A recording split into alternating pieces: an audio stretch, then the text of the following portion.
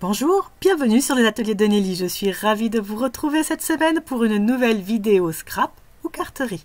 Et ce sera carterie cette semaine puisque je vais vous montrer comment réaliser sans aucune difficulté de jolies cartes à fenêtre. Une carte à fenêtre, c'est une base de cartes dans laquelle on réalise une découpe, donc une fenêtre. Cette découpe va venir mettre en valeur notre décoration, qu'il s'agisse de petits personnages, comme j'ai décidé de le faire aujourd'hui sur mes cartes, ou de paysages, ou bien encore d'éléments de décoration divers. On pourrait y mettre par exemple des gâteaux pour un anniversaire, etc. En effet, ces ouvertures apportent une structure à notre carte qui nous permet de mettre en valeur le thème que nous avons choisi. Et aujourd'hui, nous allons faire des fenêtres toutes simples, puisque nous allons simplement utiliser une découpe étiquette. On va donc réaliser cette carte ensemble et je vous montrerai à la fin de la vidéo des manières d'utiliser nos restes ou bien d'agrémenter encore un petit peu cette carte à fenêtre. Je vous montre tout de suite le matériel que j'ai utilisé pour réaliser ces cartes. Je suis partie dans l'idée de faire des cartes de Noël, et bien un calendrier oblige je dirais. C'est dans moins de 2 mois, il faut y penser. Et dans les cartes de Noël, j'adore les petits personnages. Donc, ce set de tampons, Christmas Friend, m'a vraiment tapé dans l'œil. Il faut savoir que, vous le savez peut-être, j'achète pratiquement jamais aucun tampon avec des vœux en anglais et que là, j'ai fait une exception, c'est dire comme je les aimais, ces petits animaux. Bien sûr, ils viennent avec un set de die assorti qui va me permettre à la fois de découper des petits animaux, mais aussi de faire cette grande fenêtre ronde qui est très très agréable. Je l'ai utilisé pour une des cartes que je vous montre en fin de vidéo. J'ai également utilisé des feutres à alcool. Chez nous, chez Stampin' Up, on appelle ça les Stampin' Blends. Je vous montrerai comment j'ai fait tout à l'heure. Ça, c'est pour donner un petit peu de couleur à nos petites bébêtes. J'ai également eu besoin d'un classeur de gaufrage. Vous savez comme je les aime. Là, j'ai pris le plioir de gaufrage sapin. C'est un plioir 3D avec de jolis sapins, comme dit son nom. J'ai également pris un tampon de fond qui s'appelle Falling Snow et vous allez voir sur une des cartes je vais l'utiliser comme si c'était des étoiles et sur l'autre je vais l'utiliser comme si c'était de la neige. Allez, c'est parti pour la réalisation de nos cartes à fenêtre. Voici la carte que nous allons réaliser ensemble. Comme je vous disais, là j'ai utilisé le set de tampons de fond comme si c'était des étoiles, comme si c'était un ciel étoilé. On va faire un petit peu différemment dans la carte que l'on va faire ensemble. Et comme vous pouvez le voir, on voit un petit peu les sapins derrière. J'adore. Et bien sûr, qui dit carte dit base de carte. C'est une page A4 coupée en deux, pliée en deux. Ça nous fait une carte qui mesure 10,5 par 14,85 cm. C'est vraiment à 90% la taille de base de carte que j'utilise. Là, j'ai choisi un morceau de papier blanc pour faire ma base de carte. La première chose que je vais faire avec cette base de carte, c'est la passer dans mon classeur de gaufrage. Vous avez vu, on n'aperçoit pas à travers la fenêtre bien les sapins, mais ça me fait une jolie texture. Moi, j'adore.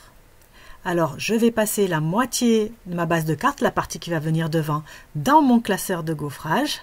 Je la passe dans ma machine de découpe et de gaufrage.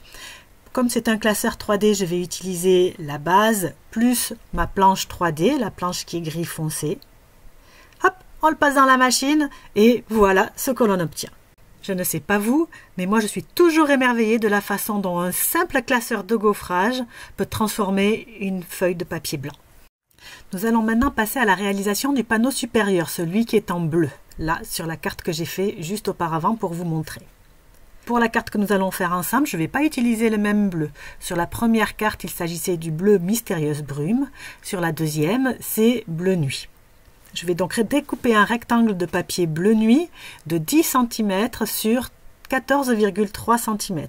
C'est environ 5 mm de moins que ma base de carte. Ce fond de carte, je vais le décorer avec le tampon Falling Snow, mais à l'aide de la technique de l'embossage.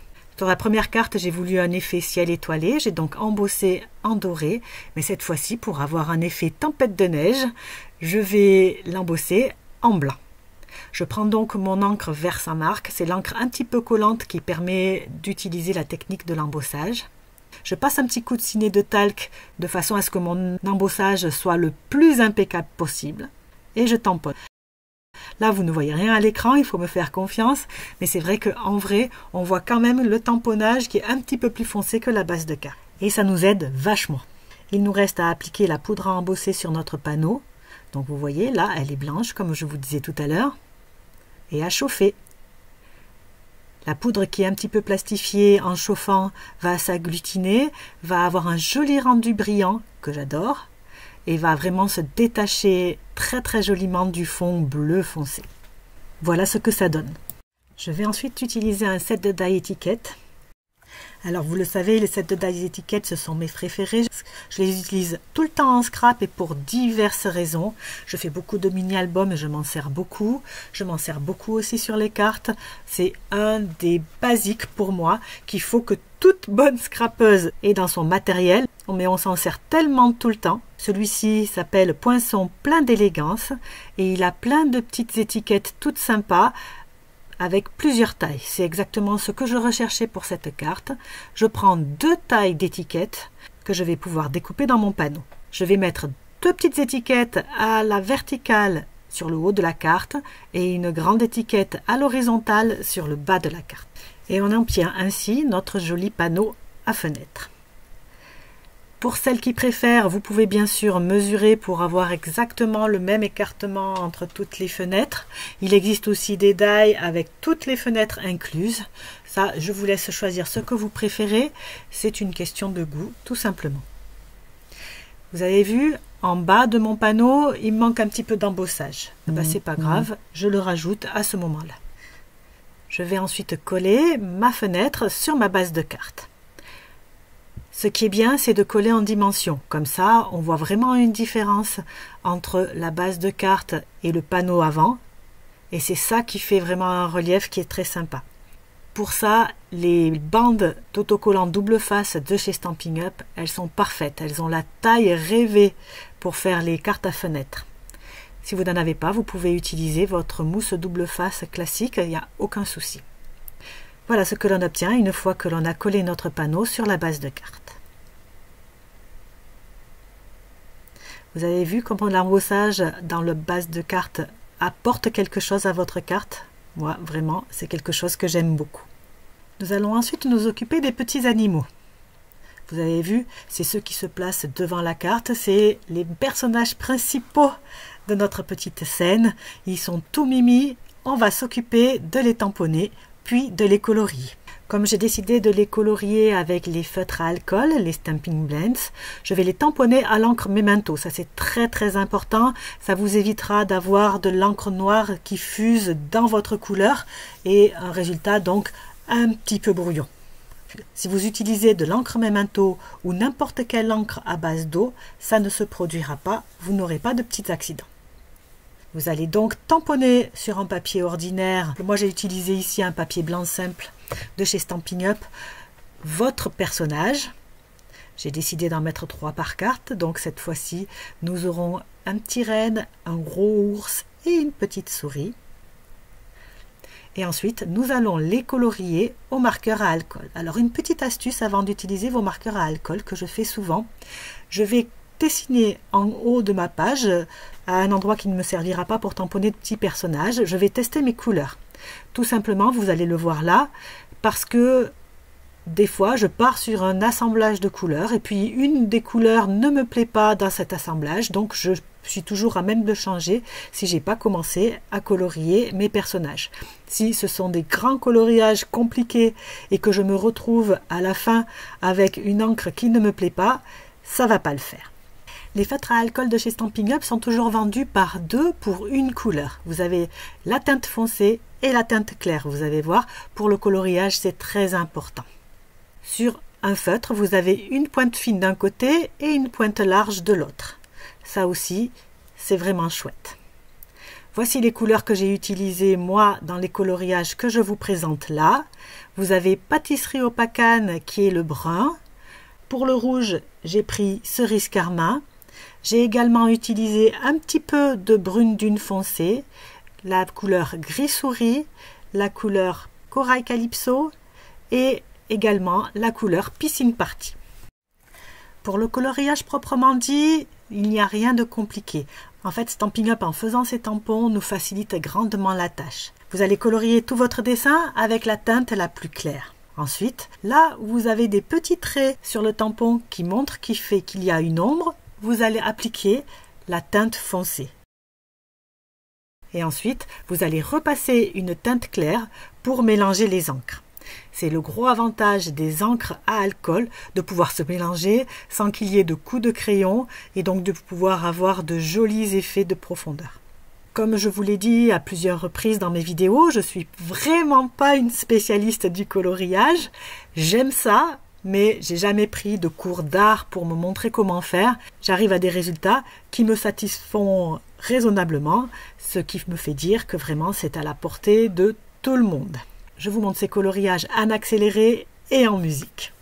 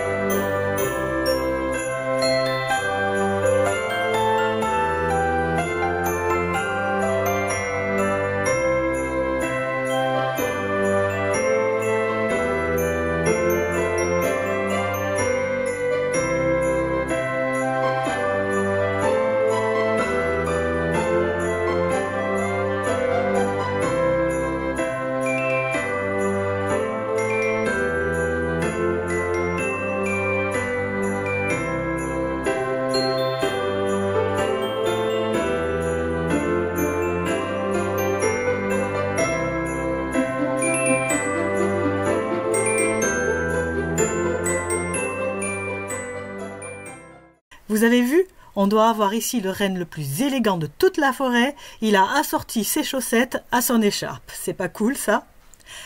Je termine avec un petit peu de Wink of Stella. Ce Wink of Stella, c'est cette petite peinture brillante que l'on peut mettre sur ces petits personnages pour les faire étinceler encore plus. Regardez ce que ça donne, c'est magique.